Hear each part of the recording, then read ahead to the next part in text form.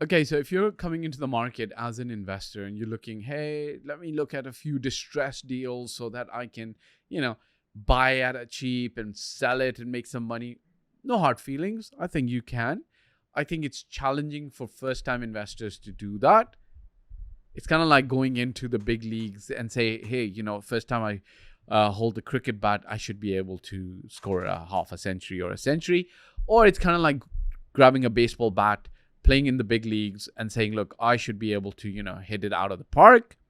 If you want to get a distressed deal, you can still follow a few of these tips and tricks that I'm going to share with you. Have an advisor in place to actually guide you through the market, through the practices in Dubai. And I'm not saying it's impossible. I don't think it's impossible. I think you should be able to get something, but don't get dejected. Don't get hurt if you don't. But if you want, then follow some of these tips and tricks, okay? So with respect to a distressed deal, one of the things that's very critical for you is to be able to do a lot of research on your own. Okay. Now, I'm not just talking about researching the neighborhoods, that's part of it, but it has to drill down to all the way to pricing levels, then resale levels. Okay. Sometimes that research, now here's the thing, the numbers and the data can actually tell you a lot of things, or they can tell you just the story that you want to hear or you want to look at. Okay. I've had this. I've shared data with two set of investors, and both investors came back to me with a different opinion. One of them said, "Oh, looks like markets in a little bit of a slowdown," and the other investor came back and said, "Oh, that's very good. Things are looking up and up." I don't know, like sometimes the data can tell a different story to two different people. So when you're doing the research, when you're doing the pricing, you've got to look at the data. And here's the kicker. The Dubai market is still not as transparent as the Canadian market, or let's say the US market or the London market. Our data is coming through, but sometimes the source of the data, even though it might be the main source, which is the Dubai Land Department, sometimes that data might have some technical glitches coming in. Like I've actually recently experienced this where, there was a one particular project in a particular area where the sales were made, but the sales that were made by the original developer were recorded as resales. Then alhamdulillah, that, this additional data was available, which showed how many times that sales transactions had happened. Now, when it's sold from a developer, the transactions only happen once. If it is resold by the individual who bought from the developer, the transaction's now taken place twice.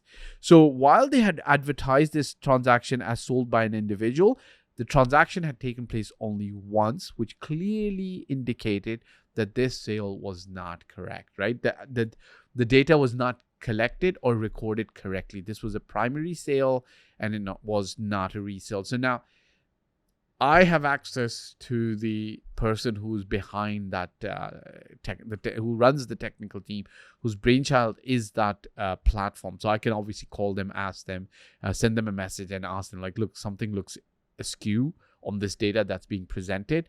What's your thoughts on this? And then they will tell us, like, this is the situation on this, And then if that is the situation on this, then we'll find out and we'll know. So sometimes when you're doing the research, try to err with caution. Like you might actually not have the whole picture. Try to get the full picture, get an expert involved, okay? Number 2, when you're trying to get distressed properties, focus on the up and coming areas and the neighborhoods. Generally speaking, it sometimes is difficult to get distressed properties in prime areas like, Palm Jumeirah, downtown, Business Bay, Dubai Marina. And I'm not saying that it's impossible. I'm not saying that you won't be able to. It's just, there's a lot of people looking for deals over there, okay, with ready cash. So when you go in there and now you're competing with all the ready big boys who've already done a lot of transactions and they have strong networks, and this is going to be 0.4, then, you're going to be at the back of the line. I'm not saying impossible. If you're very resilient, very determined, you might still get it, okay? Number 3 is renovations, okay? You might, for instance, I'll give you a free tip, right? Look at the greens, for instance, okay? Look at apartments in JVT or villas in JVT. If you get greens is particular, okay? If you can go into the greens and renovate it, pick up a little bit of a deal on an apartment that's really run down, and then you can renovate it and put some money in it. things might be looking good, right? So maybe the idea is you've got to add value. Like, you've got to understand, like, the whole business of investment revolves around what value you're bringing to the table, right? One of the parts of buying a distressed property is one of the values that you bring to the core is that you've got the money and you've got the network to know that there's somebody who's actually, either dying, departing, divorce, or whatever the case is, that they're looking to sell something distressed, right? So because you've got the money and you've got the knowledge and the network to be able to conclude that transaction, you bring that value to the table, right? Also, you have to have the value to be able to assess the transaction super fast. What do I mean by that? If you've not been to a building, like, this is a story with one of my friends. He was being offered 4 studios in a particular building in Business Bay / downtown. And I'm talking 6 to 7 years ago. Agent calls him. He's like, this is the building. This is what's available. This is the pricing. Yes or no? Guy's like, I'm coming. And the agent's like, okay, if you want to come.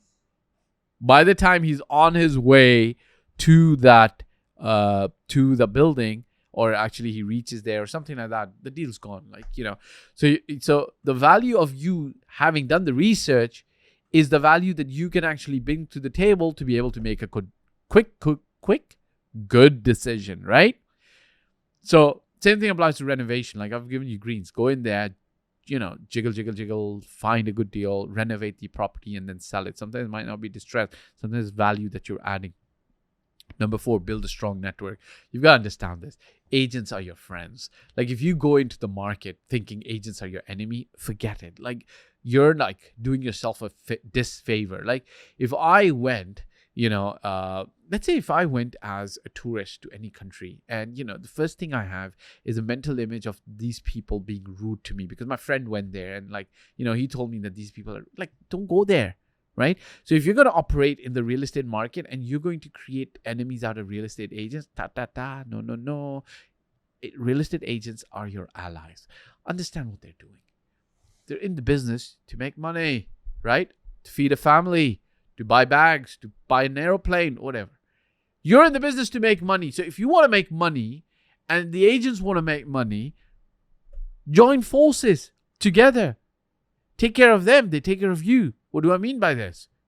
If you take care of them, like, they bring a deal to you and you take care of them by, giving them a good fee because they brought a deal for you, they'll bring a deal back to you. But if they bring a deal to you and you didn't take care of them properly, it's going to be challenging, right? They're not going to take care of you on the next time. They're going to go to the guy who gives them that money, right? So these 4 things, right? And then I'm going to come to number 5, which is going to be timing and negotiation. But these 4 things critical. Research. But don't get skewed with the research. Like, if you come to the market and be like, this is the data from the last 3 months, but the market's moving upwards, and you're using data from 3 months or 1 month ago, you're going to get priced out, right? Of the transactions. Like, you're too low. 2, focus on neighborhoods that are up and coming, not the prime ones. It's going to be challenging for you as a starter. Number 3, look to add value into the properties. Buy something, renovate it. Number 4, build a strong network. Like, it's very important for you to build a strong network. Like, agent network, developer network, bank networks, manager networks. The network is what's going to help you to be able to actually make things work for you, okay? Number 5, timing and negotiation. It's very, very important for you to be able to time and negotiate correctly, okay? So when I said act quickly, you got to act quickly. If there's a deal on the table and you are too slow to react, somebody else is going to pick up that deal. Now, acting quickly also means that you might overpay. So you've got to be careful. Like, your research is supposed to take care of you being able to act quickly, okay? Number 2 is use data to your advantage when you're negotiating, okay? When you're negotiating, present the data to the seller, okay? If you've got some time on the transaction, present your data. You might get corrected, or you might just clinch the deal at your price point, okay? Last but not the least, be flexible with the terms that you're offering, okay? Be flexible with the terms that you're offering to the person who you're buying from, okay? So if they say, we got to close the transaction tomorrow, which means transfer the money to us tomorrow, have the money ready tomorrow. If you're flexible with that, you're going to be able to clinch a deal. If you're not flexible, it's going to be challenging, okay? Guys, so quick recap: research. focus on the right neighborhoods, renovate, build a strong network. Then you go into timing and negotiation. Act quickly, get the data and use it to your advantage, and then have the right terms, or be flexible with the terms, and you're going to be okay. There's a link below if you'd like to work with us to help you find good deals in the Dubai market. You can click it, fill up the form. Remember to hit the like, subscribe, and bell icon, and show us some love in the comment section. Ciao for now.